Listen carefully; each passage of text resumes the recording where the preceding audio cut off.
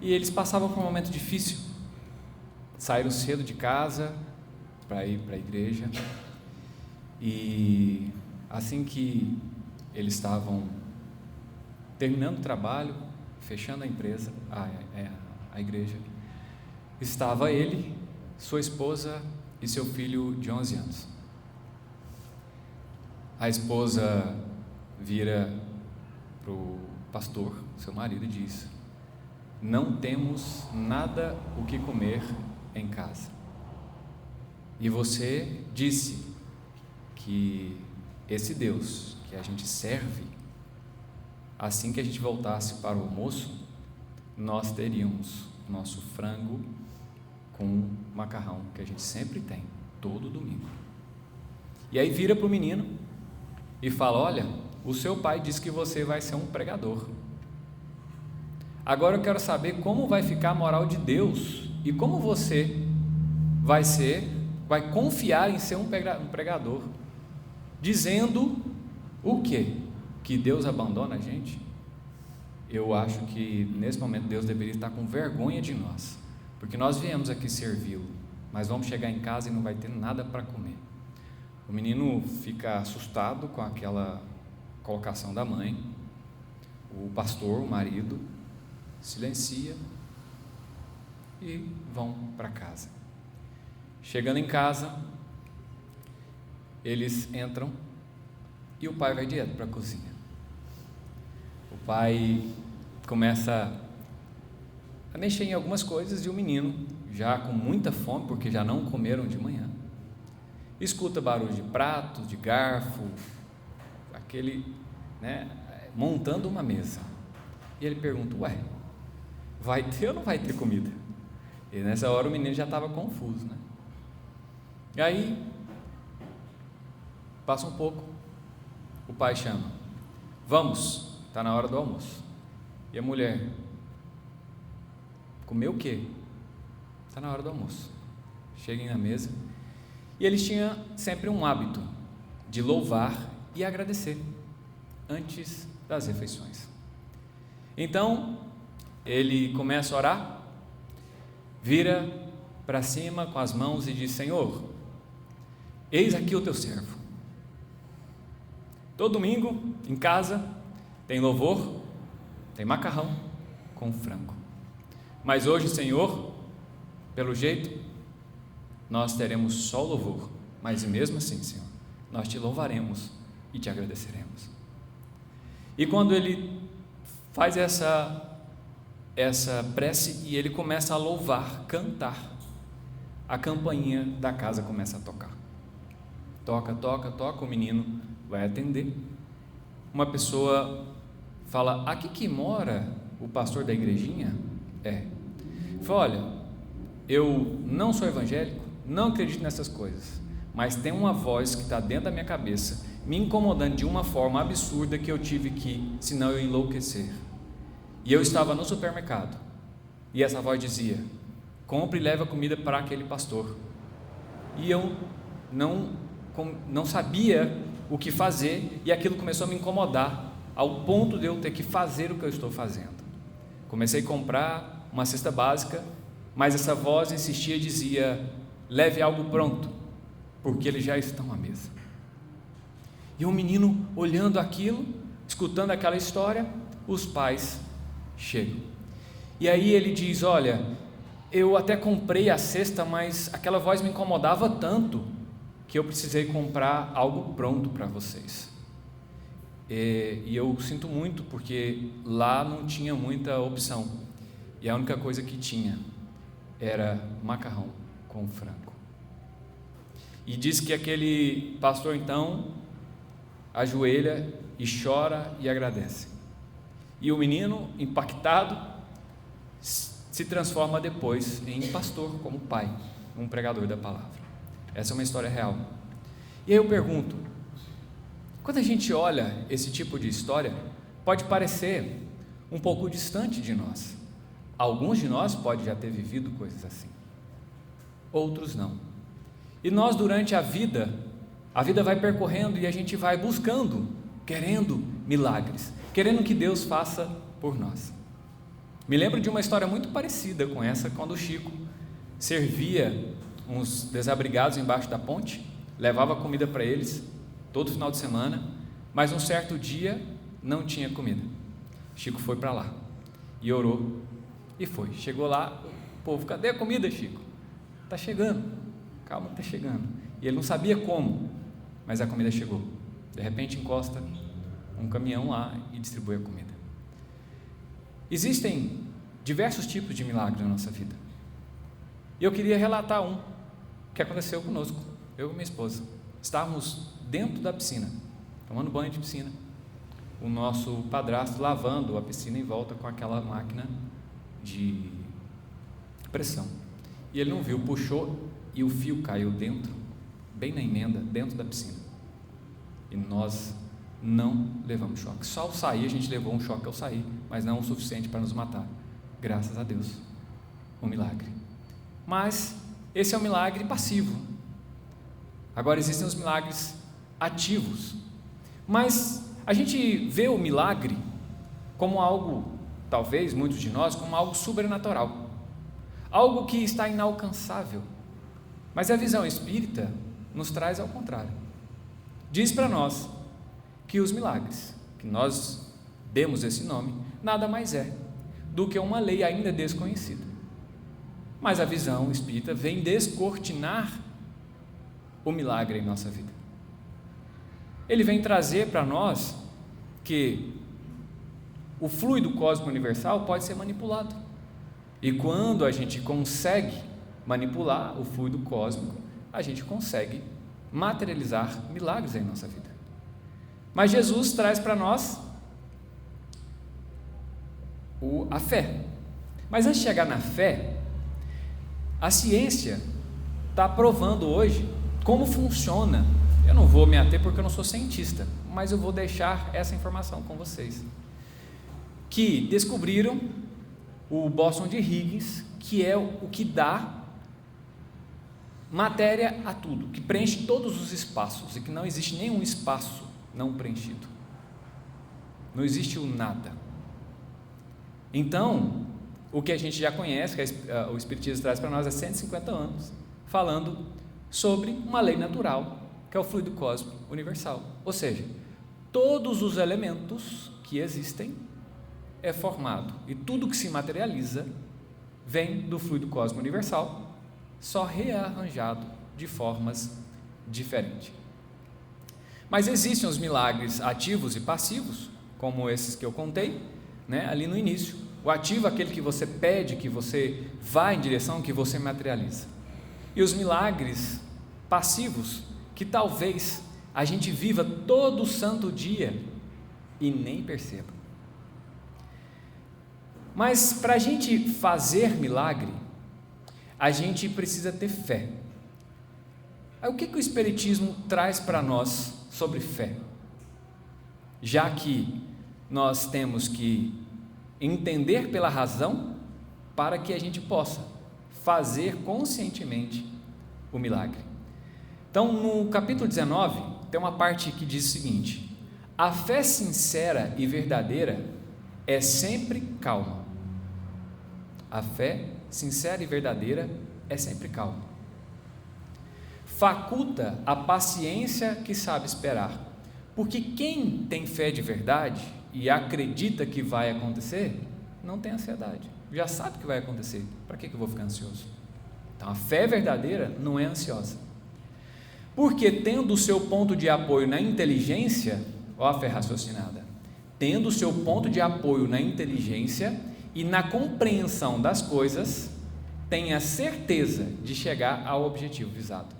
Ou seja, se sabemos que acreditarmos no nosso coração, sem duvidar, como Jesus nos mostrou, vai acontecer, nós estamos manipulando o fluido cósmico universal e materializando as coisas na nossa vida. Quando eu dizer coisas, não estou dizendo material só, estou dizendo em que você precisa, né? É claro que há também aí o balanço da permissão divina, não é?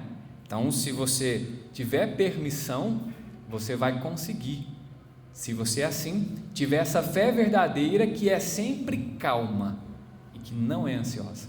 Aí no parágrafo seguinte ele traz o contraponto, que é a fé vacilante.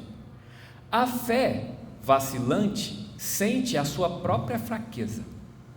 Ou seja, quando você quer materializar algo em sua vida, quando eu digo materializar, eu vou enfatizar de novo, que não estou dizendo de coisas só materiais, mas uma cura, se transformar, ser uma pessoa melhor, enfim, qualquer milagre que você queira construir na sua vida.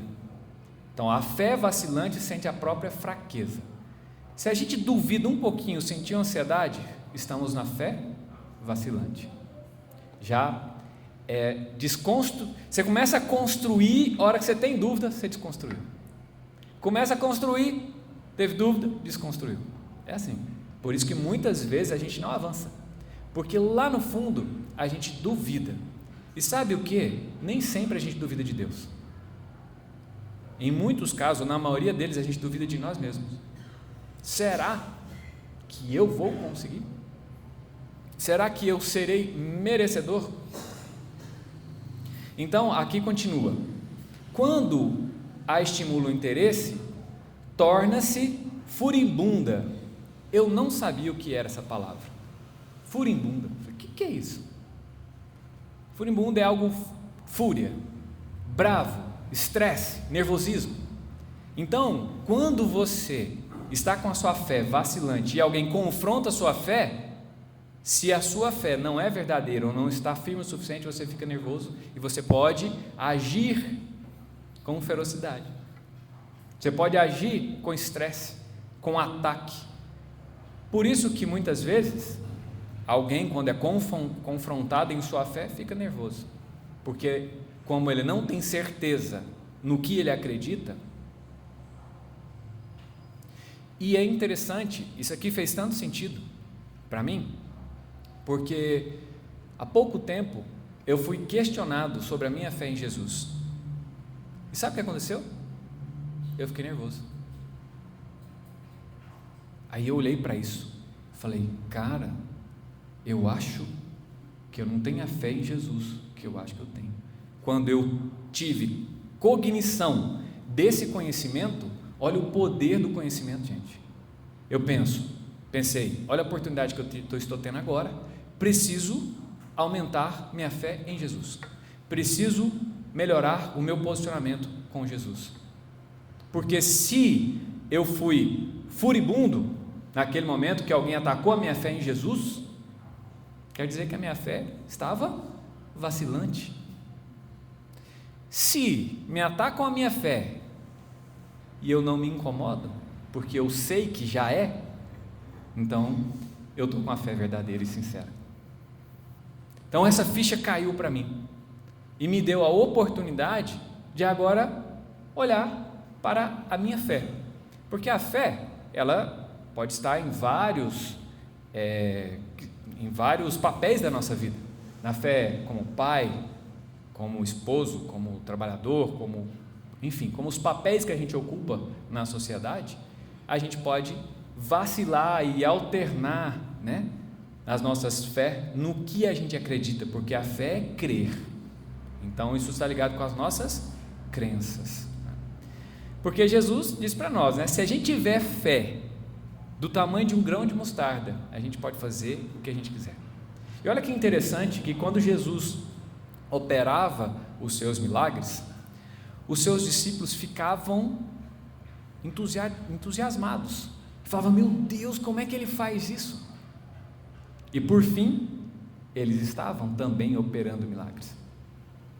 Por fim, eles entenderam, eles conseguiram achar essa frequência da fé, de você acreditar e realizar.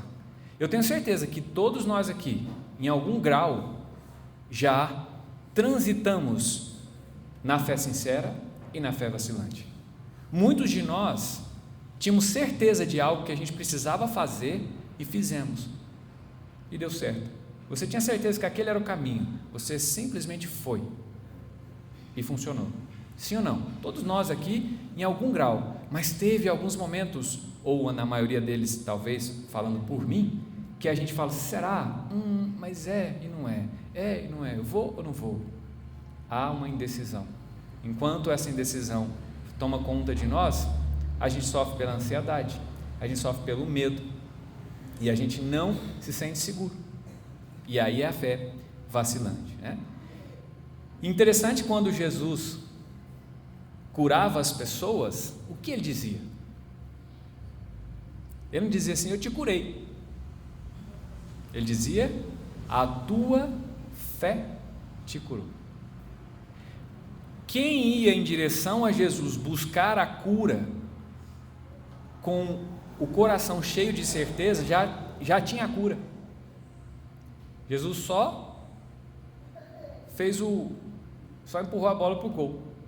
Não estou desmerecendo de jeito nenhum, pelo amor de Deus, o que Jesus fez, né?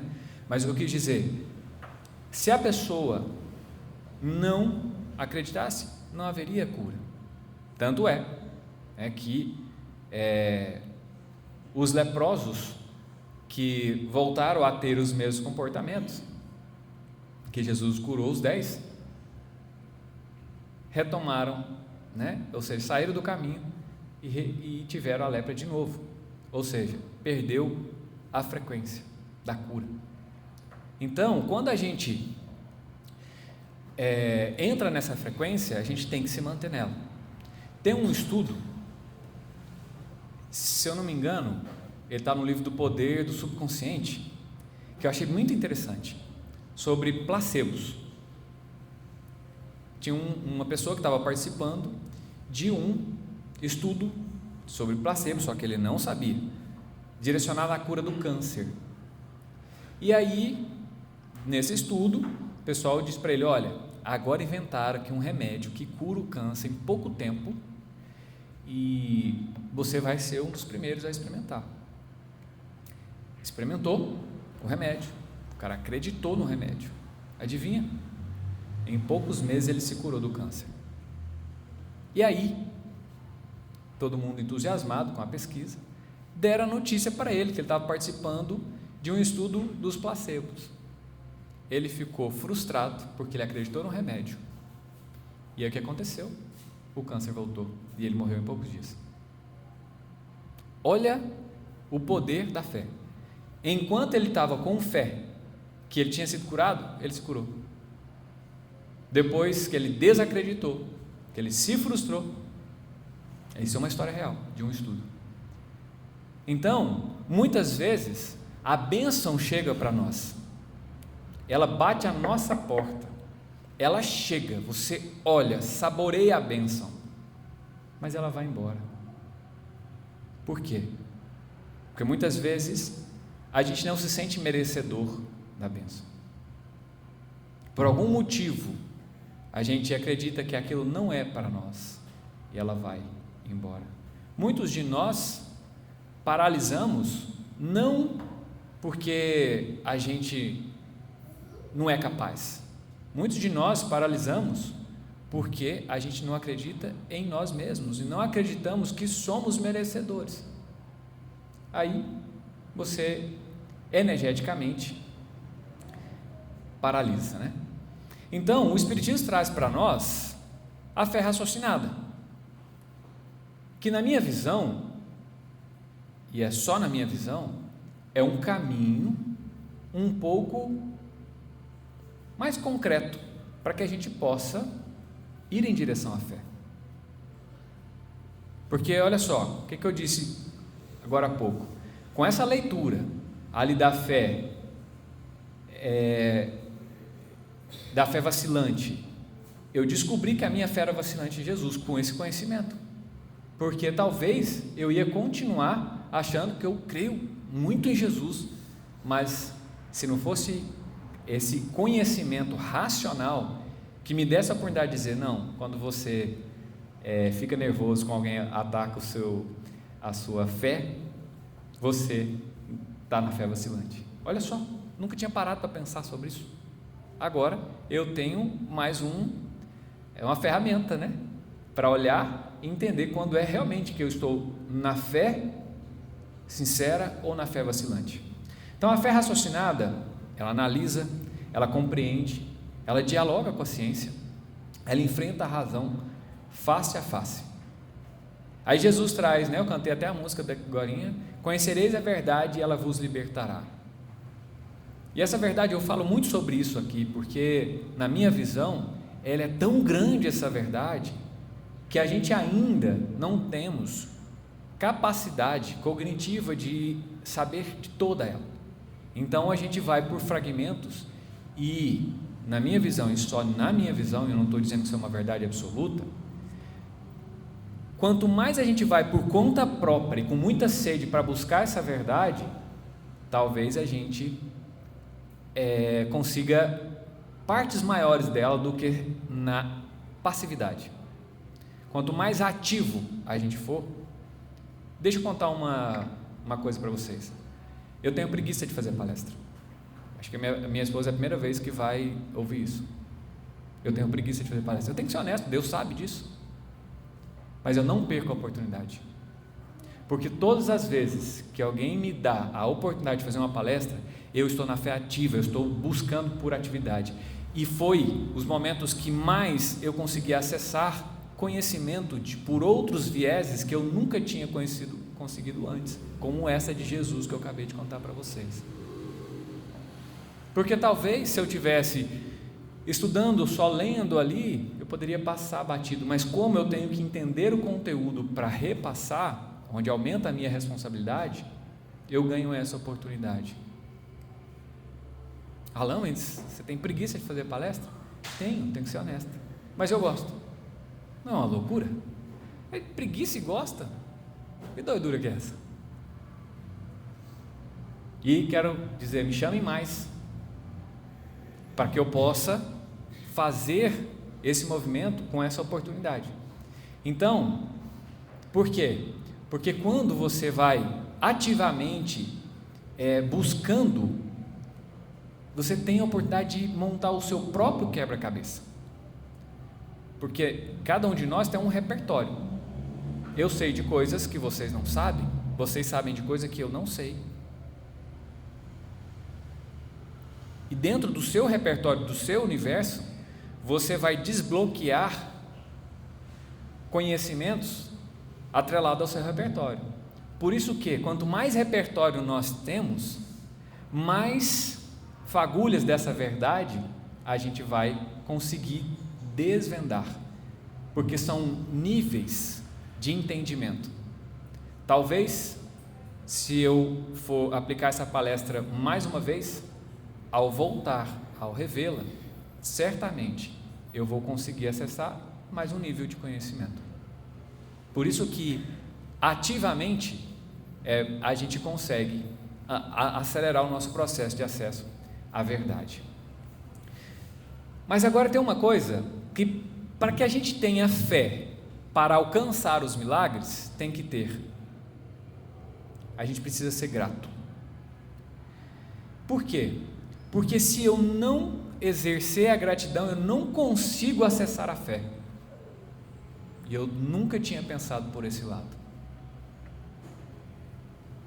Se você não for grato, você não acessa a frequência da fé. Porque é na gratidão, e a doutrina espírita nos traz, que nos ensina a resiliência, a resignação, a humildade. Só na gratidão. E Paulo trouxe para nós, ajudou, na passagem de a tudo dai graças. Porque o que acontece?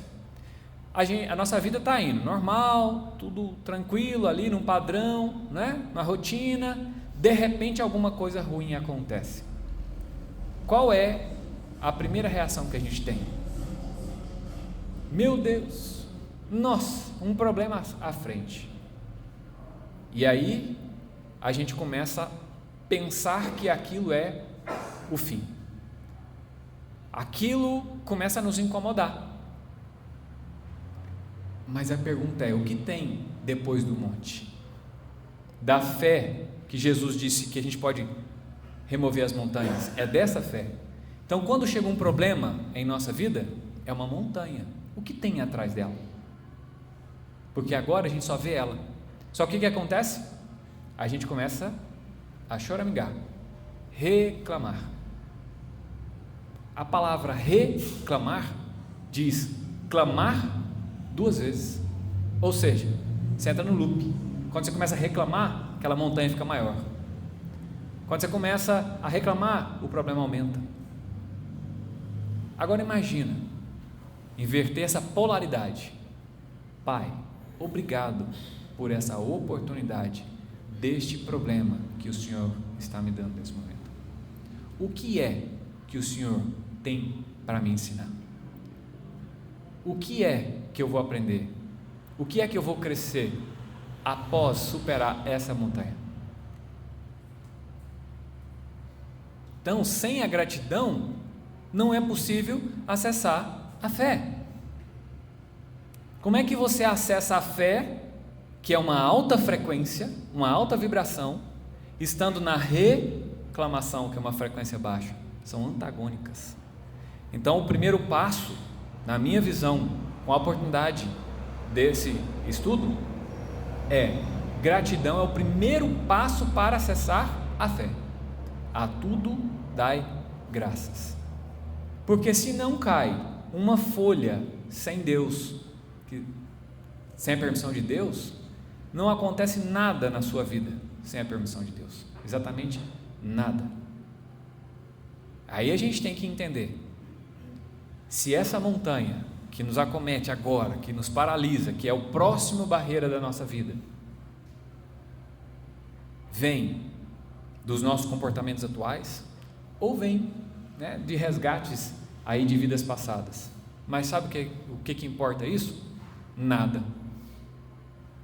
Porque se a gente ficar paralisado e entender, isso veio de passado, não. O que eu tenho que aprender com isso? É isso. Aprendeu? Passou.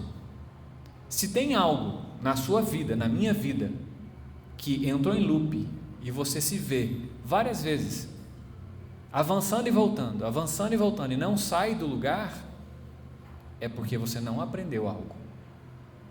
É porque você não quer enxergar. Talvez eu não queira enxergar.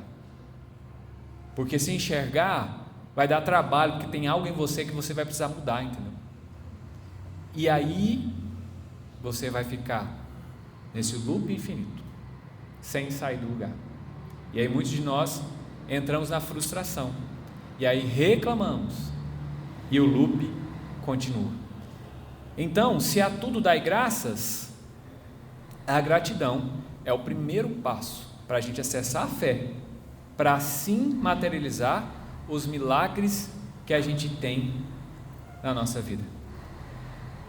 A vida por si só, gente, já é um milagre. E o tema dessa palestra surgiu num lapso de reflexão profundo, que parece simples, mas que quando eu entrei nessa profundidade, pelo menos para mim, eu falei, não dá para a gente não entender que a vida por si só já é um milagre. Eu estou buscando, e ainda não consegui, fazer a minha oração todas as vezes que eu tiver com um prato de comida na minha frente, seja no café da manhã. Muitas vezes eu só lembro depois que eu terminei. Estou buscando. Mas um dia, nessa busca, esqueci de fazer isso.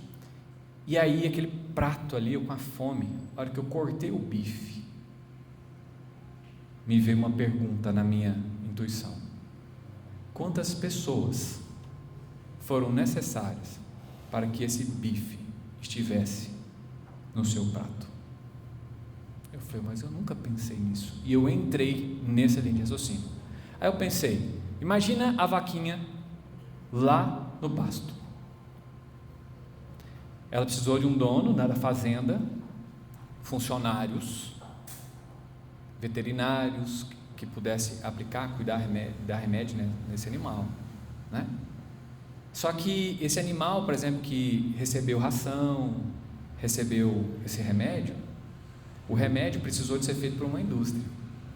Nessa indústria tinha pessoas, a ração tinha pessoas, mas esse animal foi criado ali por quase 2 anos. Aí ele teve que entrar num caminhão. Para ele entrar no caminhão, um motorista precisou de estar lá. Só que para fazer aquele caminhão, precisou de uma indústria. Só que para cada peça daquele caminhão tem outras indústrias. Para o pneu, para o motor, para todas as peças, tem outras indústrias ligadas àquela indústria de caminhão. E aí tem um combustível, que tem outra indústria. Só que esse caminhão tem que andar numa estrada. Uma estrada, tem outra indústria que fez aquela estrada. Quantas pessoas precisaram para fazer uma estrada? E ele vai até o açougue. Não, ele vai até o frigorífico. Chega no frigorífico, estou falando só do bife até agora, tá? Chega lá no frigorífico, tem que alguém abater esse boi. Quantas pessoas trabalham lá?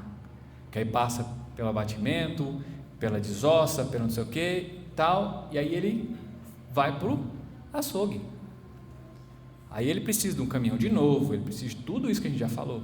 Ele chega no açougue.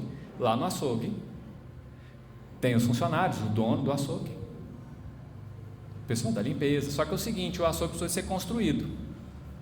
Quantas pessoas para construir aquele açougue? Quantas indústrias de piso, de cimento para construir aquele açougue? E aí você pegou o seu carro para ir no açougue comprar. Eu estou falando só do bife, tá? Aí você foi lá no açougue. Só que você entrou no seu carro. Seu carro precisou de uma indústria. Cada peça daquela do seu carro, várias indústrias. Eu acho que já passou de 1 milhão de pessoas, né? Para um bife. E nós esquecemos de agradecer a comida que está no nosso prato. Como é que você quer materializar milagre na sua vida? Deus é tão generoso que para pôr um bife no seu prato, Ele move milhões de pessoas. E essa fúria que está aqui dentro de mim é para mim, não é para você. Você já parou para pensar nisso? Agora lá no seu prato tem verdura, tem arroz, tem feijão, tem o prato, tem o garfo, tem a casa. Já parou para pensar o tanto que Deus é generoso conosco? Como é que não podemos ser gratos? Sem a gratidão é impossível ter fé, e sem fé é impossível realizar milagres. Então talvez, se a partir de agora nós começássemos a pensar o quanto por si só a vida é um milagre, o quanto por si só você é um milagre. Só que a gente entra tanto no nosso mundinho, no nosso umbigo, pensando só nos nossos problemas, que a gente esquece que tem um sistema inteiro, talvez de uma galáxia, cuidando de você, cuidando de nós. Então, quando nós quisermos pensar em um milagre, primeiro, sejamos gratos pelo milagre que nós já somos. Sejamos gratos pelo milagre que já é ter um prato de comida em casa. Sejamos gratos pelo milagre de você estar saudável. Sejamos gratos por você ter um lar. Sejamos gratos por estarmos nessa escola que é a Terra, para um dia sermos pessoas melhores, espíritos de luz como Jesus. E que assim nós podemos entender que Deus pôde, de alguma forma, trazer uma reflexão de um bife para mim, para que eu pudesse entender e trazer para vocês que a gratidão é o princípio da fé para que a gente alcance os milagres que queremos alcançar na vida. Que Jesus nos abençoe. Até a próxima, se Deus quiser.